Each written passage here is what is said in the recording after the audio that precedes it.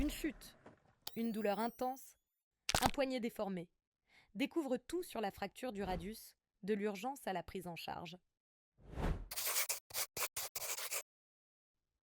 Le tableau clinique typique est celui d'un déplacement postérieur, comme dans la fracture de pouce-au-col.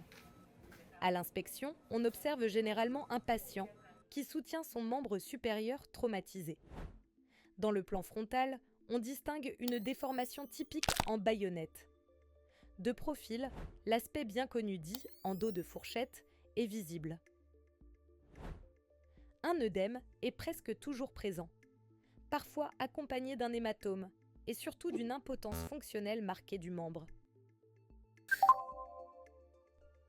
Pour les écosses, il est particulièrement important d'évaluer l'activité du patient et de lui demander sa latéralité, droitier ou gaucher.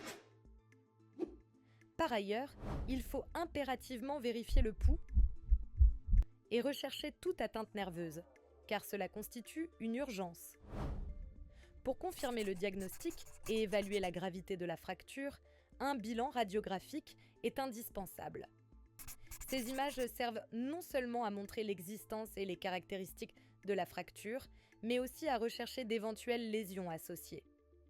En ce qui concerne le traitement, face à une fracture déplacée, la première étape est toujours la réduction. Une fois la fracture réduite, il faut la stabiliser, soit par un traitement orthopédique si la réduction est stable, soit par une intervention chirurgicale si elle ne l'est pas. Pour approfondir ou revoir les points clés, retrouve tous nos cas cliniques sur hippocampus.fr. À très vite.